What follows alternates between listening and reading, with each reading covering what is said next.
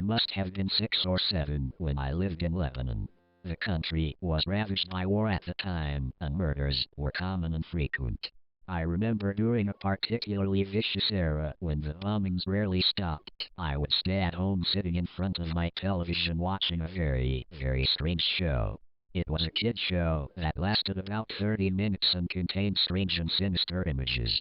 To this day, I believe it was a thinly veiled attempt on the part of the media to use scare tactics to keep kids in place, because the moral of every episode revolved around very uptight ideologies, stuff like, bad kids stay up late, bad kids have their hands under the covers when they sleep, and bad kids steal food from the fridge at night. It was very weird and in Arabic to top it off.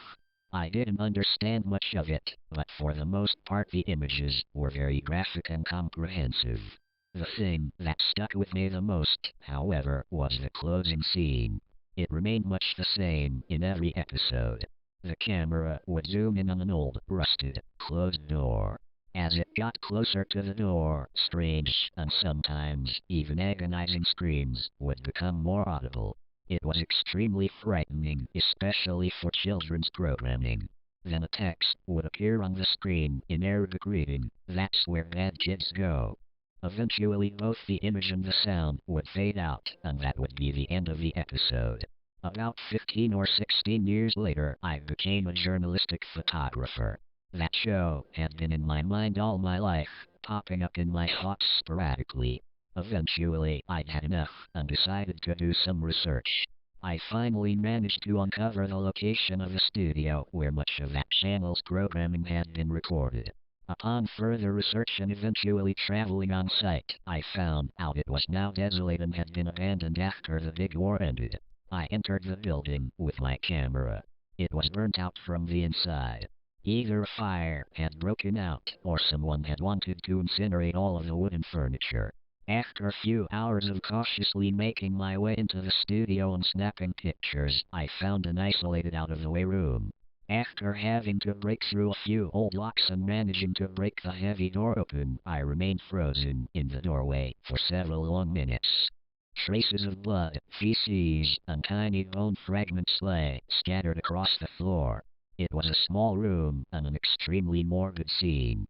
What truly frightened me, though, what made me turn away and never want to come back, was the bolted, caged microphone hanging from the roof in the middle of the room.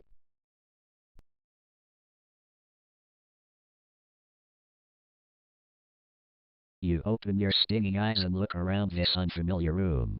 Laying in the large bed you observe this room. It's a normal, plain, clean room.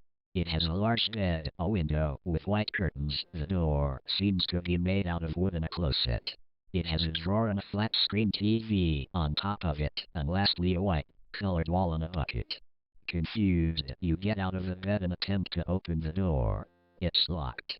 Surprised at this, you begin to explore this room. You open the drawers and to your surprise you find a remote control. You think to yourself, it must be for the TV. You turn on the TV and browse the channels.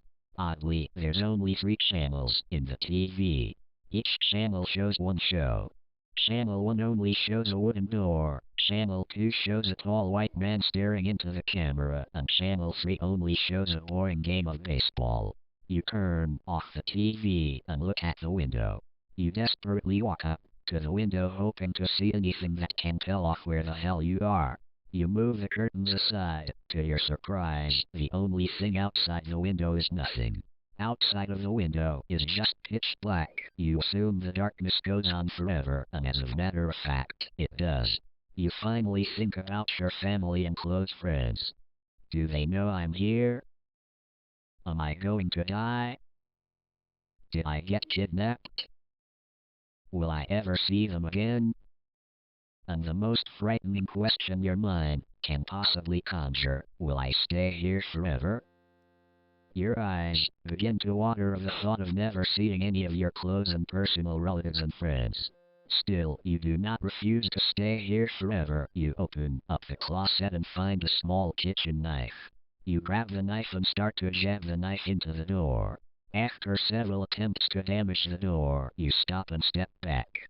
The door is completely unscathed. In anger, you throw the knife at the wall and start hitting the door ferociously. After what seems like hours of rage, you stop hitting the door and lay on the bed and rest. You wake up again and look around the room. Everything went back to the way it was when you woke up. The knife is no longer on the floor where you threw it, but in the closet, exactly where it was, not a centimeter further. You begin to panic, and to yourself you think, did someone come in while I was asleep? You begin to think your kidnappers are playing tricks on you. They must have a camera lying around here somewhere. You check behind the TV, under the bed, and all the drawers, but there seems to be no camera. Again you turn on the TV and flip through the channels, and again they're giving the same thing. You look at the bucket on the floor and start to urinate. Oddly, you don't feel hunger, or possibly you are too afraid to think about the emptiness of your stomach. Either way, there seems to be no food. There's just too much boredom for you to cope with, and eventually you start talking to yourself. After days repeating this dull, never-ending routine, you finally decide to kill yourself. It's the only way out, you say to yourself. Anything is better than this. Shaking, you grab the knife and proceed to stab yourself. The steel knife, going deep into your flesh, is just too much pain for you to handle, and eventually you quit. Bleeding, you stumble and lay in the bed. You think you will eventually die of blood loss, so you close your eyes and drift to sleep. You wake up and quickly take off your clothes, and to your horrifying surprise you see no flesh wounds. You completely recovered. You look around the room, all the hope you had left just got stripped out of you. Complete sorrow fills your empty eyes, and you begin to shake like you've been naked in the cold alone. Complete insanity fills your mind, and you begin to think of bizarre ways to kill yourself. You fill the bucket with urine and put your whole head inside the bucket and drown. You wake up. You quickly get off your bed, run straight into the wall, and bash your head against the wall. You crack your skull and die. You wake up. You open the closet, grab the knife and jab it into your Adam's apple. You wake up. Finally you realize that killing yourself is not an option. You start trying to find any way to try to get out of this room. As you lay in the bed, finding a way to get out of this room, you look at the window and quickly hop off the bed. With all your force you begin to attempt to open up the window. You attempt over dozens of times and it just won't open. It's stuck. You sit at the end of the bed and cry your eyes out. You tried everything. You begin to accept this as part of your life until you die. No more family, no more friends, no more surprises, no more drama, no more talking to friends, no more catching up with your family. You clench your fist and let out a loud scream of rage. You punch violently onto the door, while thinking all the things you will never do with your own family and with other people. You stop and silently cry yourself to sleep. You wake up and turn on the TV and flip to channel 2. The tall white man is crying this time, startled and confused. You stay there looking at the TV. He stares at you while wiping his tears from his face. He lets out a scream. I fucking hate this place. The surprisingly loud scream makes you fall out of your bed. Your ears begin to bleed. The man continues to scream and scream. But you can't take it. You go up to the flat screen TV and punch it. The force you put into that punch was so strong that it managed to break the screen entirely. Weak and your arms bleeding, you see a note hidden inside the TV. It looks old, like it's been through the Golden Age, the Holocaust, even the time where Jesus Christ himself died. You grab this note, waiting to see its everlasting wisdom, hoping it would at least tell you where you are. You slowly unfold this note of hope, this note of knowledge and secrets. You fully open the note.